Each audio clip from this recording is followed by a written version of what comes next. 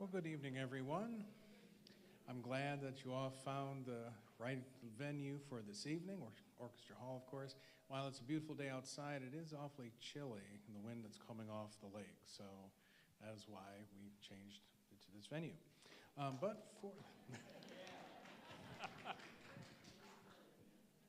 But for this evening, Georgia O'Keeffe was a revolutionary American artist, known for her stylized paintings of New York skyscrapers, New Mexico landscapes, and of course enlarged flowers. Georgia O'Keeffe is often referred to as the mother of American modern painting. Born in 1887, O'Keeffe knew she wanted to be an artist from the time she was 12. She achieved worldwide acclaim for her constantly evolving modernist style. Places had more impact on her work than people, and she found her place in the American Southwest, New Mexico at Ghost Ranch. There was one person, though, that helped O'Keeffe become one of the most successful and iconic artists of the 20th century, and that was her photographer, Albert, her husband of 22 years. 40 years have gone by since he has passed, and Miss O'Keeffe is still working in her studio because the days you work are the best days.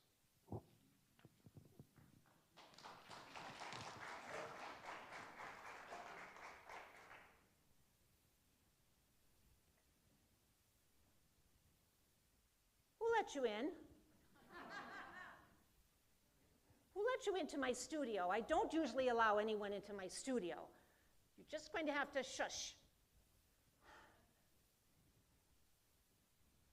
I know you want to see George O'Keeffe. Well, here I am. Here's my front side. Here's my back side. Now you've seen me, and now you can all just go.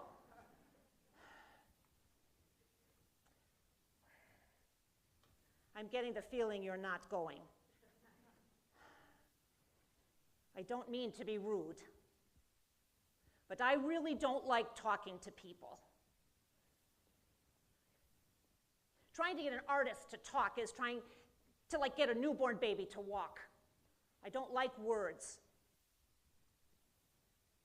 I prefer to talk to you with shapes and with color.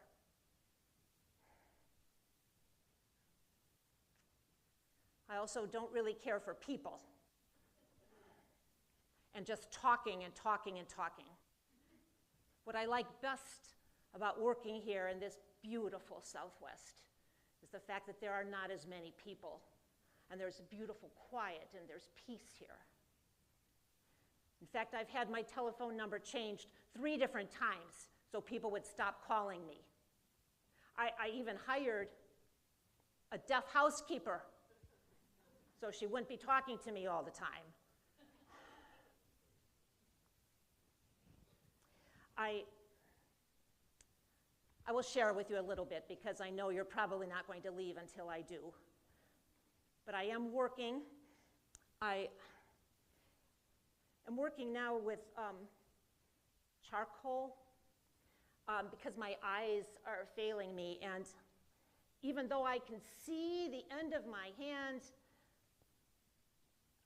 and I love the feel of a brush in it, I can't really see well enough to read the tiny colors that are on these little tubes of paint and such. So I go back to the beginning, really, which is working with charcoal and working once again on the flowers. You know, of all my paintings, the flowers are only 10%. I don't even really like flowers. But when I was younger and I was working, the flowers were cheap and easy to come by, and they didn't talk to me, and they never moved. So it was easy to capture. But more than that, though, I did fall in love with the beauty of a natural, organic thing like a flower. And some people will look at my work and they will say, "Why did you paint them so big?" And I said, "Why would you even ask that question? I mean, you don't ask any other artist or why they painted the river so small." I wanted to paint these beautiful creations of nature so large that even if you live in New York City or you live in a busy street somewhere, it's so big that it makes you stop and take notice of the beauty that's in a flower.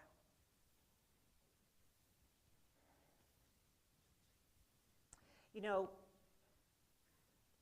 I do apologize for saying I don't like people. I didn't really have as many relationships with people in my life. More than that, I really was more influenced by the places in my life. Places have been the push that has drawn me into the act of creation. I was born in a place called Sun Prairie in Wisconsin.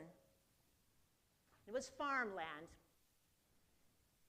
And it was two farms right next to each other in Wisconsin, the Tatos and the O'Keefes. And the Tatos were my mother's family, and they said they were aristocrats or royalty or some, from Hungary. And the O'Keefes were hardworking Irish. And somehow, my father and my mother, the O'Keefe and the Tato, got together and started their own farm and started having children. My mother was very aristocratic, and she had been schooled in the arts, so she always encouraged a lot of art in our household and music.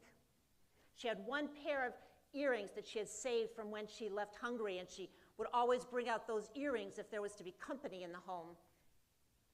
And if we were getting company and she wanted to lecture about art and such, she would then generally tell me to, well, she loved beautiful things, so she would tell me to go outside while the company was there. No one ever called me beautiful. I was always handsome. But I didn't mind, and maybe that's where I learned to love stillness and solitude, and I would go out into the yard, and I would sit under trees, and I would look at the grass and the flowers, and I had little tiny dolls that I would sew clothing for and such, and I was very, very content. But I never talked much about what I really wanted or what I was feeling to my mother because she was not truly interested. But my father was an Irishman, and he had no education whatsoever, but he played the fiddle, and he was jolly and always happy, and he always had treats in his pocket for all of us children. But he had a difficult time when it came to working the farm. My mother was so austere that she was almost obsessed with cleanliness and germs and such, and so they were very worried that we would contract some kind of disease. There was a lot of tuberculosis at that time, and they were concerned that we would get tuberculosis, and especially my father's family, many of them had passed away from that, so they decided to move us to a healthier, garden-like environment where we would be able to enjoy nature in its fullest, and we moved to Williamsburg, Virginia, the whole family.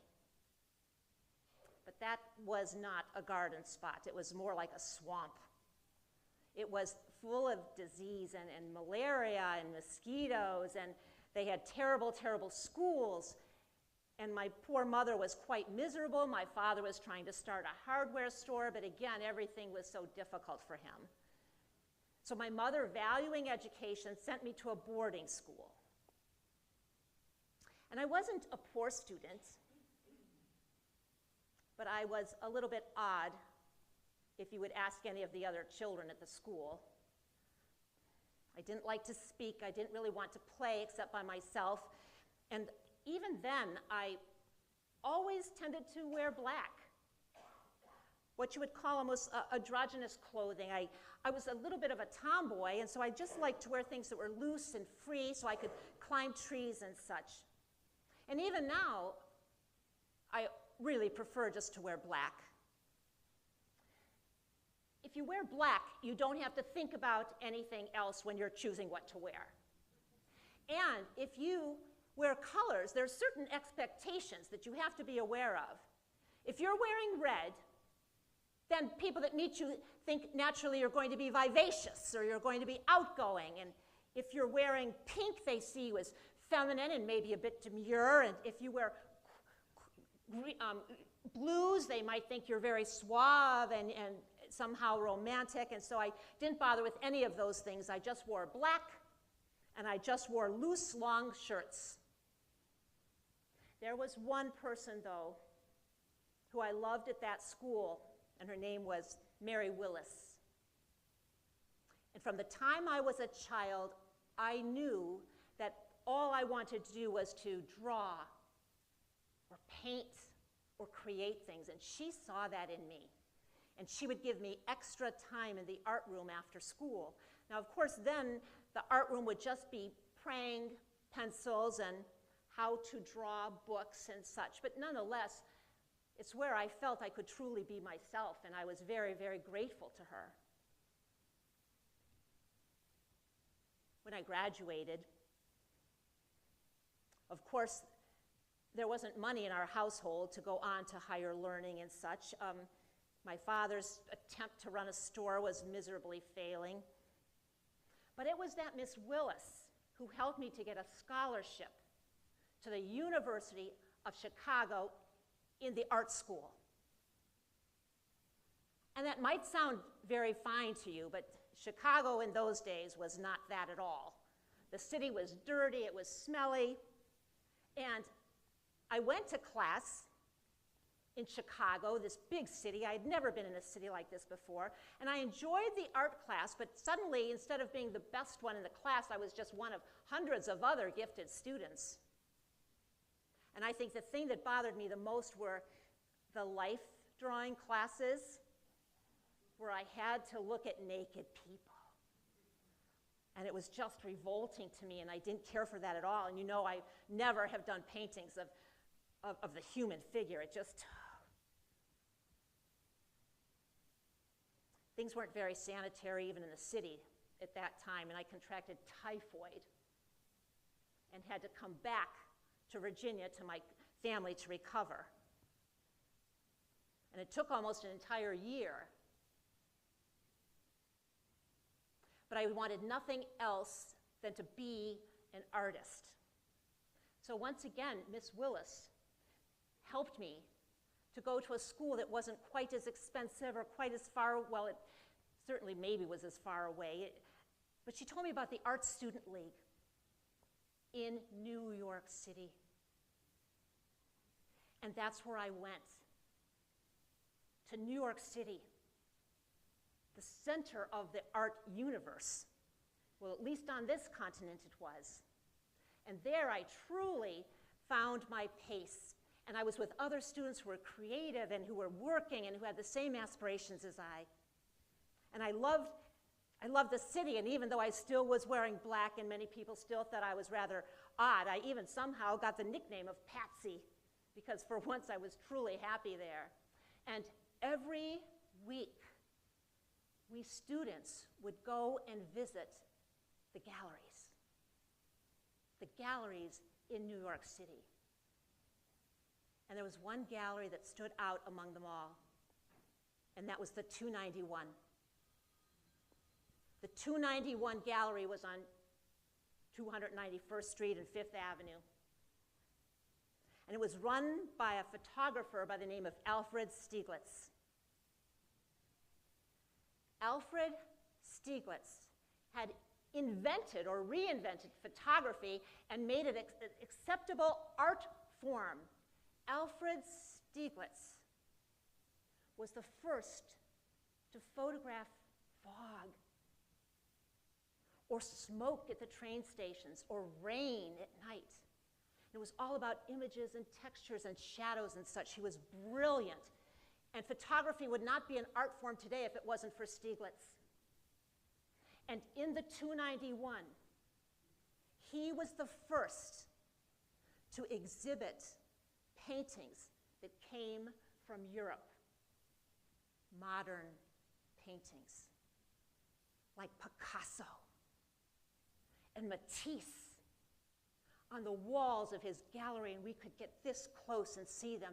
And he would lecture us, and he would tell us about these artists and how important their work was. And I was mesmerized.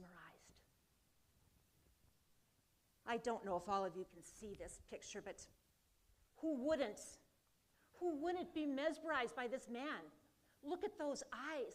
You would get lost in those eyes. They were so deep and they were so piercing. His voice was sonorous and rich, and he would lecture, and you believed anything that he told you, and you wanted him to tell you more, and then you'd be terrified if he actually looked at you or asked you a question.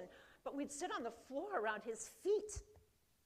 I remember we went to a lecture on Rodin, and the sculptor, had just come up with some new drawings, and again, of naked figures, and I didn't know if I was supposed to like them or not like them, but all I had to do was listen to Stieglitz talk to us students about the genius of Rodin. I never wanted to leave New York. I never wanted to leave the 291. But it turns out that my father had left the home to go find another job, and he just never returned. So I had to go back home for my sisters and my mother. But before I did, I subscribed to the newsletter that Stieglitz always sent out about what was happening at the gallery, so that I could still be somehow connected to him. I went back home, and the family needed money, and there was no work in Virginia, so I actually went to live with an aunt back to Chicago. I became a sweatshop artist. You all know what a sweatshop is. A sweatshop artist is someone who is skilled at drawing, and I was, who has the task of doing things like for a catalog, for a retailer or for a clothing store or something, drawing by hand the intricacies of lace with very poor lighting for at least 10 hours a day for very little pay. And there again, in the city and in the confines of working in a factory that was overcrowded and unclean with long hours and such, I contracted measles, and I temporarily even lost my eyesight. And so I had to go back to Virginia again. My mother had moved from Williamsburg to Charlottesville, Virginia, and I was recuperating, and the only wonderful thing about that was that's where the University of Virginia is located. And I'd heard from some of my old friends that even though you couldn't afford the tuition, you would be allowed to go and attend those classes, just sit in the back. And so when I was well enough, I took great advantage of that, and I went to those art classes at UVA. And there was an instructor in the art department by the name of Alan Bonet. And he invited me to participate in drawing with the rest of the students. And one of the things that he always did after the art class was he would put the very best drawing at one end, and then he would rank them all the way down to the one that was least successful. He didn't call it the worst, but he said least successful. And when he invited me to participate, it wasn't very long before my drawings were always at the very best end. So he was impressed, and he was encouraging me to continue. And he allowed me to enter into a class, and he actually introduced me to the head of the department. His name was Arthur Daw, the head of the whole art department at the University of Virginia. And that instructor truly did change my whole perspective on drawing and painting. It had always been working from models or creating still lifes or learning from books and step by step. And he told me art does not have to be idealistic or realistic, but art is an expression of how you feel. And he said you don't have to follow any of those rules. He said your job as an artist is to take a canvas and fill it with something beautiful. He introduced me to Kandinsky, the Russian expressionist painter, who always believed that looking at a painting should affect you emotionally the same way that a symphony affects you emotionally. You should be overwhelmed with emotion. And that music and painting are totally related because the notes in music are just like the brushstrokes in a painting. And repeated a repeated phrase in a piece of music is the same as a pattern that you create in your drawing, and the colors and the shape are all just wonderful contributions to this beautiful symphony that you create on paper. But I still needed a job. And so Professor Daw and Elaine Bonet helped me find a job in Texas as a teacher. And no, I didn't want to go to Texas. But when I did, I was struck by everything that was so different. The plains, the heat, the sky looked different. The air felt different. The smell different. And I think for the first time, it's when I really just got a taste of what the Southwest is like. I wasn't very popular at the school because the other instructors all knew that I had no teaching degree and no experience and had no idea what I was doing in a classroom. There was a curriculum to follow. And when we were supposed to be teaching our students, our young students, how to draw a horse, I didn't want to follow those how to draw a horse books. I brought in a horse right into the studio. It was shocking, and the students loved it. They thought it was wonderful. And I didn't make them draw. I didn't tell them they had to draw one specific thing. We would play music, and I would say to these young ones, paint how this music makes you feel, not how it looks. It can't look like anything. I was also gossiped about and ridiculed at the school because I wore these black clothes and these long tunics and such, and some said they can't tell if I was a man or a woman, and I often, in my little apartment, I had both male and female friends. I was also under suspicion because I was anti-war. World War I was happening in this country, and I was very much a pacifist, and I let that be known, and that did not go over very well in Texas. And when I tried to paint not how the landscape looked, but how it made me feel, I was mocked by all the other teachers and sometimes even the students. And I said, I don't want it to look like the photograph. I want it to look the way I feel about it. And they said, well, you must have had quite a bellyache because it looks terrible. And I've always just created art for myself, and yet I was discouraged. So I decided to throw myself a one-woman show. And I went back to my small apartment, and I got out all of the art things that I had created over the years, and I put my one-woman art show right there on the walls of my apartment. And I stood back, and I looked at all the paintings and all the drawings, and I said, this one I remember creating because I knew Miss Willis would think that was a very nice one. And I created this one when I was at the University of Chicago because I was trying to capture the human figure, and that's why I did that one. And this one I did to impress Ellen Bonet, and this one I did because I thought Arthur Daw would really love it. And when I looked around at all of the art that I had created, I realized that everything that I'd painted, everything that I'd drawn, I did to please somebody else.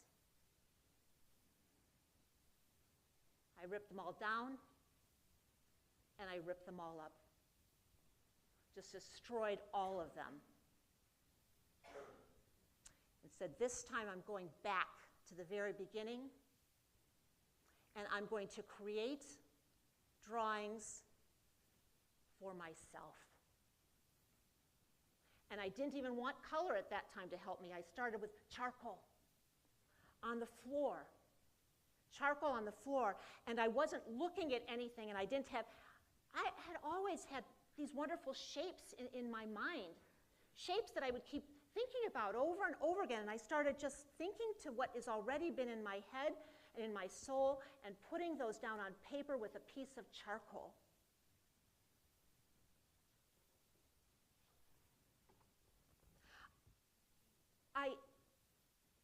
I didn't really care what anyone else thought of them, but I was happy at them, and I was me, finally, doing drawings for myself, forms that tended to be organic, lost somewhere in my subconsciousness, I believe, and I did so many, and I was so pleased with them, and I don't even know if you would call them abstract because they didn't come from something real even. They came from my heart and soul and mind.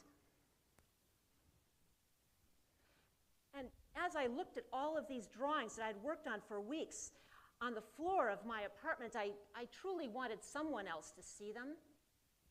I'd made a friend by the name of Anita Pulitzer back at the Art Students League in New York City, and we had always written letters and been in touch.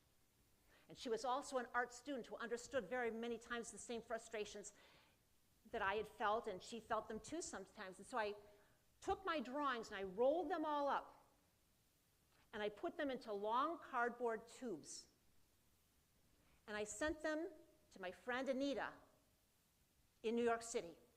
And I said, whatever you do, I just want you to look at these, and I want you to tell me what you think. But whatever you do not show these to anyone else.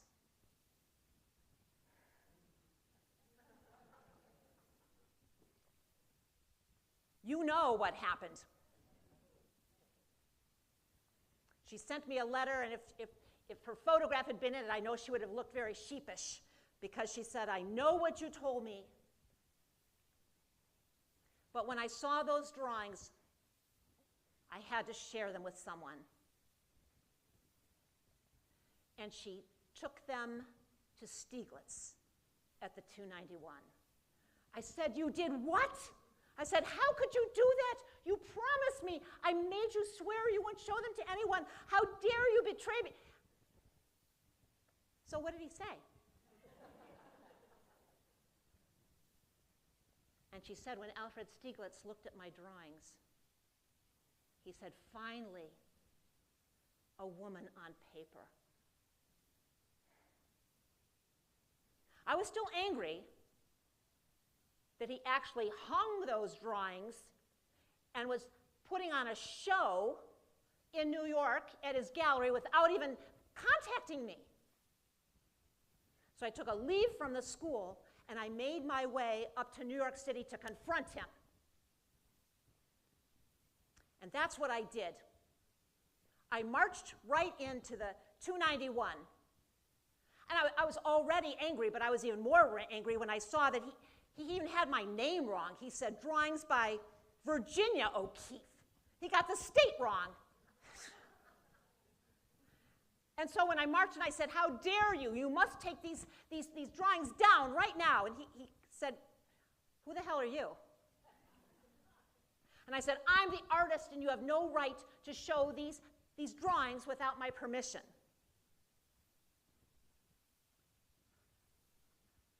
I've got to show you again. You look into these eyes.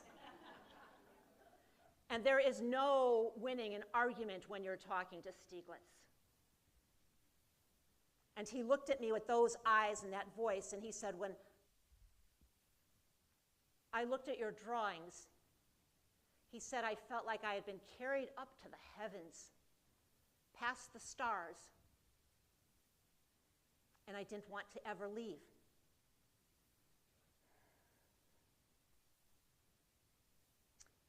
So we went and had lunch.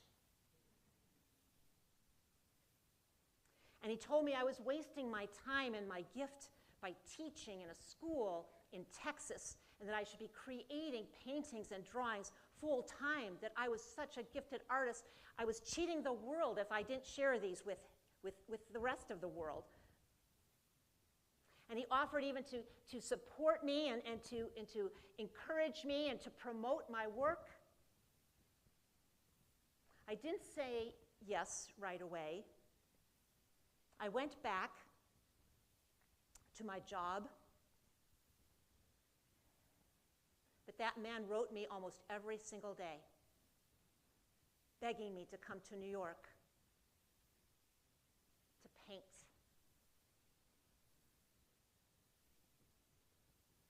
And so after a year I did. I relented and I went. And Stieglitz kept his word. He set me up in a little apartment that had belonged to his sister, that had its own studio, and it was very, very close to the gallery. And he happened to have a very wealthy wife, so it wasn't difficult for him to give me the things, the necessities that I needed just to survive there. And I began to paint. For the longest time, I painted how I felt about New York City and the skyscrapers and such, but not how they looked, but how they made me feel. The height of them, the way the skyscrapers reach for the heavens, the smoke of the streets, the atmosphere. And I was content because I was doing what I've always loved to do. And Stieglitz, of course, was still running the gallery and still taking photographs. And as soon as I got to New York, he wanted to photograph me.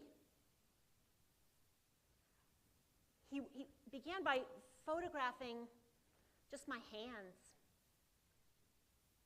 or sometimes just even my neck, or my face at the window, in shadows, in light, in dark, and then my whole figure, sometimes with clothes, sometimes without clothes. And that was difficult because it got very cold. And in those days, the photographs had to be made by pressing two glass blocks together, and you had to hold that pose the way it was processed or such. I'm not a photographer, and I can't explain it, but I know that I had to stand for sometimes 3 minutes at a time in order for that photograph to begin to develop. And believe me, when you're standing like that for 3 minutes at a time, it's a very, very long 3 minutes, and every single inch of you starts itching. But we became closer and closer, and we eventually, Stieglitz was living with me in that apartment. His wife wouldn't give him a divorce for another 7 years, but I was content because I was doing what I loved. And one day I was heading towards the gallery to see him, and there was kind of a crowd gathered around the gallery, and they were all buzzing about a new photography show that Stieglitz had put up. And I was excited, and I was happy for him. And so I elbowed my way a little bit into the gallery so I could see his latest photographs, and there I was.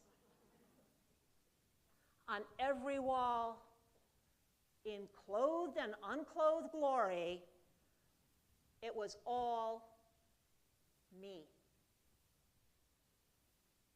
And again, I was furious with him. It was such an invasion of privacy. He had never asked me. I felt so exposed. I felt so used. I again felt betrayed.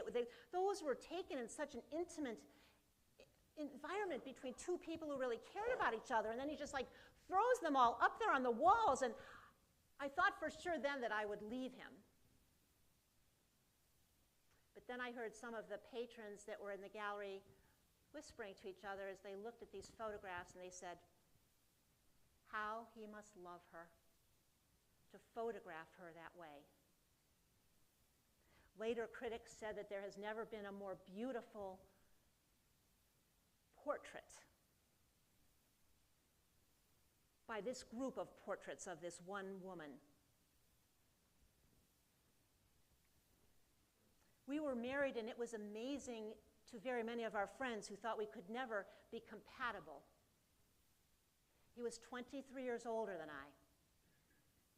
He was gregarious, he was outgoing, he loved to lecture, he loved parties, he loved crowds, he loved to talk. And I didn't like any of those things. I was an introvert. I wanted privacy. I wanted quiet. But yet somehow we supported each other. And very many people that we knew in that art circle at that time thought that we actually made each other better. We were inspired by each other as well as supported by each other. His family actually loved me.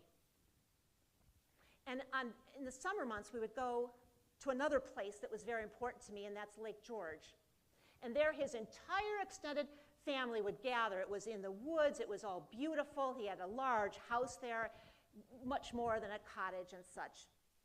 And he loved all of the relatives and children and the children's children and the aunts and the grandmothers, and they would all come there, sometimes 20 or 30 around a table, all chatting and laughing and such. And can you imagine trying to eat dinner with 30 other people around a table eating corn on the cob? I often had to excuse myself and take my canvas and my paints and get away where I could do what I love to do. Lake George was almost too green. Everything was green. But it also was very beautiful. And I think there is where I really began to see the flowers. Flowers that some people would have cast off as weeds, or flowers that were growing wild. And I began to paint those flowers and then bring them home to New York and paint them so large that, as I said earlier, even someone from New York who was in a hurry and busy would have to stop and look at the beauty of that flower because it was too big for them to miss. Now, I've been asked questions before about the flowers. And I said before, I hate people that use words or people that use their words to describe my artwork or my painting. And there's been suggestions that in some cases, some of my beautiful flowers have a hidden, almost sexual meaning. And I will say that is them and what they see, that is not what I see. And if there are people in this group that are visiting my studio now who think that there's any kind of sexual meaning behind these flowers, are there? If you raised your hand, I would tell you to clean up your mind, because that was never the case. I must say one thing when I go back to the photography exhibit, that when people saw Georgia O'Keeffe all over the walls of that gallery, they remembered my name. And I've often said that artwork is sometimes bought when people use their sense of hearing instead of their sense of sight. And because they recognized the name when they saw my paintings for sale, they decided that it would be very special for them to purchase it. So after that exhibit, and after I started painting the flowers, I began to sell paintings. And Stieglitz always told me, you are gifted and you are incredibly talented, and these are uncanny. No one else was painting anything like it, these natural forms and these beautiful colors. And it truly was an original approach to modernism because it was leaving everything in Europe behind. Even the modernists in Europe were painting cubes and flat planes like Picasso and Matisse and such. And these paintings of mine were natural, beautiful, organic, undulating forms. So my paintings began to sell. And when they sold for sometimes hundreds of dollars, sometimes thousands of dollars, which now looking back in this day and age would be close to very, very high amounts of money, especially for a female painter.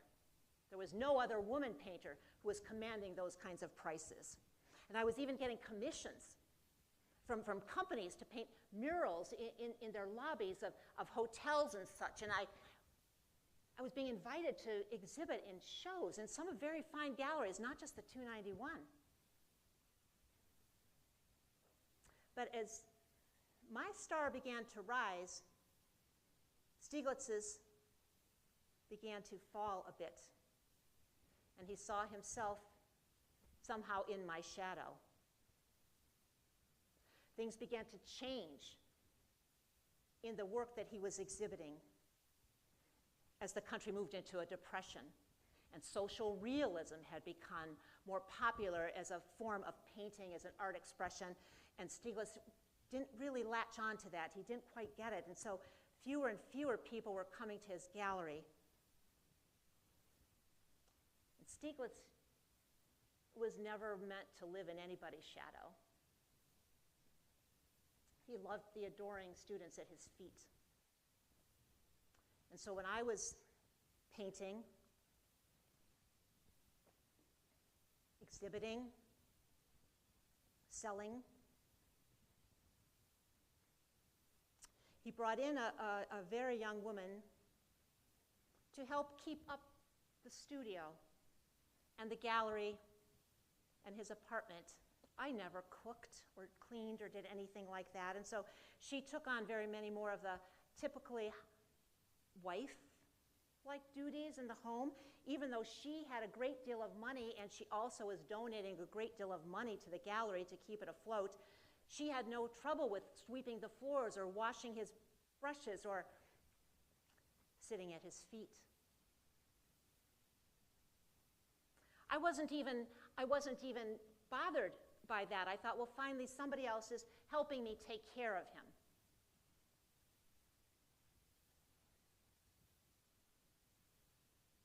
But there was another show. And this time, on the walls of the 291 were photographs of Dorothy Norman. She was younger than his youngest child, in stages of dress and undress. And she was there, posed in exactly the same way that I had posed for him. And then suddenly I realized what had been going on right under my nose, and I had never suspected. I was crushed and betrayed and devastated. And I will say to you, because you've been so patient listening to me talk to you, that I will confess to you I had a nervous breakdown. I couldn't paint, and I didn't paint for another year and a half. I was sliding down into a very, very deep, dark hole. There had been a friend in New York by the name of Mabel Dodge. She had been an art patron. She was an art patron. And we had become friends, and she was concerned about me. And she said, we have to get you out of here. We have to get you away so that you can heal. And she had a ranch in New Mexico. And the minute I saw Ghost Ranch and that landscape in New Mexico, I felt I was finally home. This was my place. This is where I belonged. And this is the place that I've been looking for all of my life. She took good care of me. And I began to heal. And I would go on these long walks through the plains, and very much of it was desert. And I was always struck by the landscape, the mountains and such that would be in the distance, and the cliffs, the colors, purples and oranges and pinks and yellows. It's like they were painting themselves. They were so glorious. And the sky, there was never a more intense blue than the sky that is over New Mexico. And I went for long walks, and of course I didn't see very many flowers, but I began to see other things on the plains and in the dirt and in the sand, and I began to pick them up because of the shapes, the curved shapes that I had included so much in my paintings of flowers. The hollows and the ridges, forms. And when I would find bones or shells, I never thought of them as something that was dead. This had belonged to something that was alive and breathing and beautiful, and now it had become this glorious form that's polished by the wind and the sand and whitened by that intense, beautiful sun. And I was ready to paint again. I would go out sometimes for 8 hours or 10 hours a day on these walks and just collect many things as I could. Tree branches, old branches that had been hardened or by the wind and the sun and such, and just brittle and white, but the forms and the curves and the lines were so intensely beautiful. And bones of all kinds.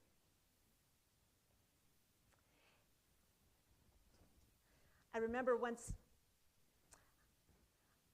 I missed my flowers, so I had no apprehension or no hesitation collecting artificial flowers. And one time I brought home an artificial flower and such, and I had nowhere actually to put it. I didn't have a vase, so I actually put it inside this eye socket of a skull that I had picked up, and I thought, that looks wondrous. What a beautiful combination of forms and shapes. No secret meaning. Just a celebration of color and shape and line. It was very hot.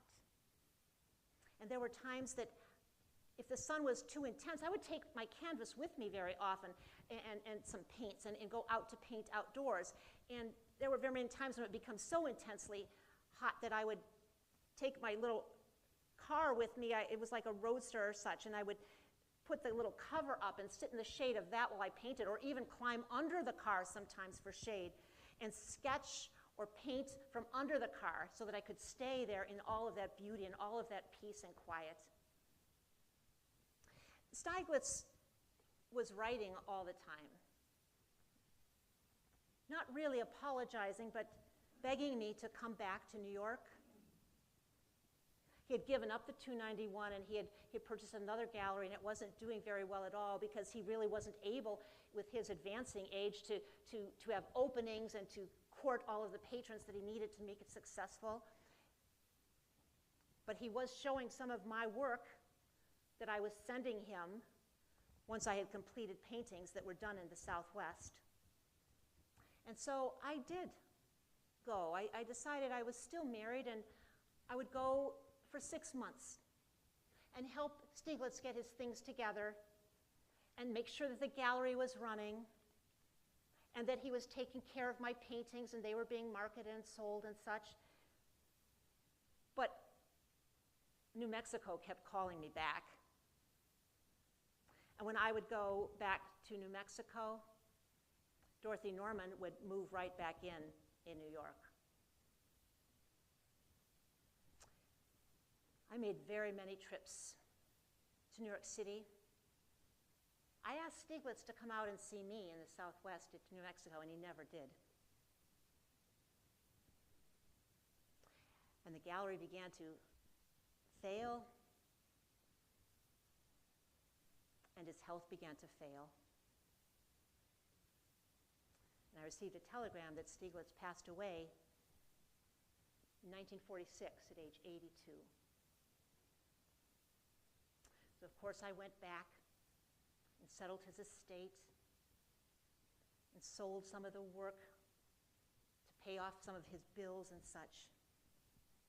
But then I suddenly felt a wondrous sense, a new sense of freedom. I could now go anywhere in the world that I wanted to, and I didn't have to take care of anyone or watch anyone or seek the approval of anyone. And I did. I traveled all over the world. And I collected things, and I collected ideas and sketches of new forms and shapes that I could explore in my paintings and such. And I even received a free trip to Hawaii, hired by the pineapple company, Dole, and they wanted me to do a series of paintings of pineapples. Problem is, I really don't like pineapples, and I didn't like the way they even looked, but it was a free trip to Hawaii. And I painted mangoes instead of pineapples, and I still got paid. But during all that time, even while I was traveling, there was actually an exhibit, a one-woman exhibit, a retrospective of all of my work, the flowers, and the paintings from the Southwest at the Whitney in New York City. And what struck me the most was that people liked what I painted. They liked my paintings. Even young people suddenly became interested in my paintings. And for that, I consider myself very lucky. I could have probably worked harder. I could have painted more. I could have been a better artist, I would sometimes say. But I was so lucky that I was always able to paint what I wanted to paint and not worry about what others thought, just the paintings were for me, and how lucky it was that other people liked them too. But after the Whitney, I knew I had to go back. I knew I had to go back and buy my own place in New Mexico, and this is where I stay. And I haven't been alone. There's been a wonderful arts community there, and I've made a great deal of friends. A very dear friend of mine has been Ansel Adams, coincidentally also a photographer. And I learned how to, as I said before, drive and be more independent. But I cannot stop painting. Always have to do what you love doing, no matter what age. And it's been difficult now as my age is creeping up on me as well. As I told you when you walked in, I have a difficult time now with the paints and with my eyesight. So it's kind of like I've come full circle, back to the charcoal and back to the flowers. I do have a friend who helps me now in the studio, Juan. Juan Hamilton is a fine young man who has been really supportive of me, and when my eyes are too bad for me to even draw or paint, he's actually a potter, and he's taught me how to work in clay, so that when my eyesight finally goes, I will still be able to create something like that. I'm going to get back to my work now, and I don't for a moment want you to believe that this life has been in any way easy. I've been terrified every single day of my life, and yet I've never let it stop me from doing what it is that I really want to do.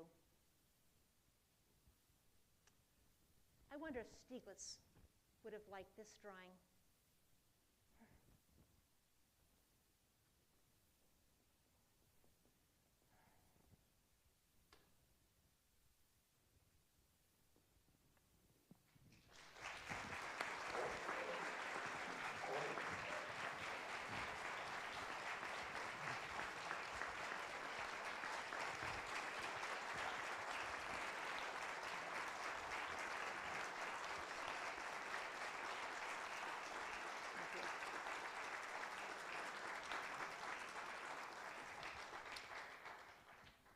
Georgia O'Keeffe completed her autobiography in 1976 and participated in a film about her work in 1977.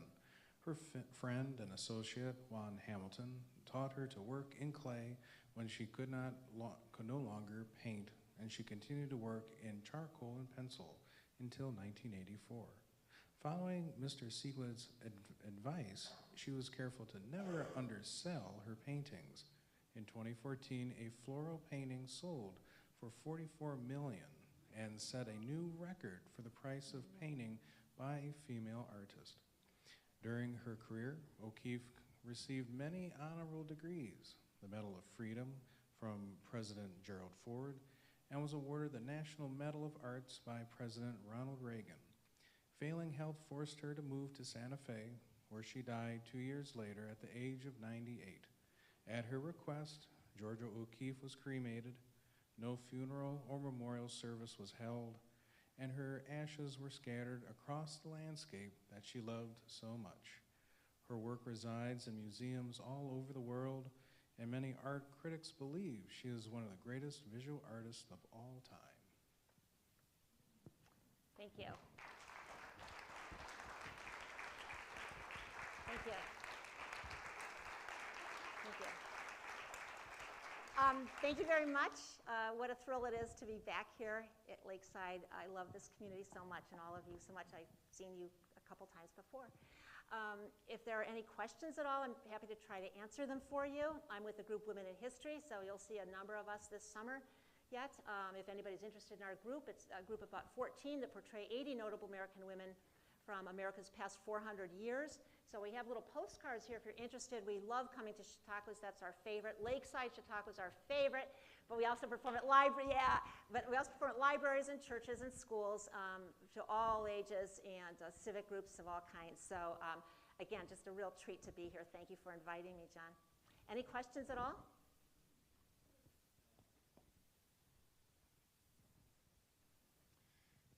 You talked about the nature and creation, and that was a lot of her inspiration. Was there a religious aspect to any of her creation? No. Not that nature isn't religious, sure. You know. And I understand that question too, because I actually did extra research on that, because some of her paintings from the Southwest in particular, she did a lot of crosses. And so a lot of times, if you're familiar with some of those paintings, there's these big black crosses that are like in front of the landscape and such.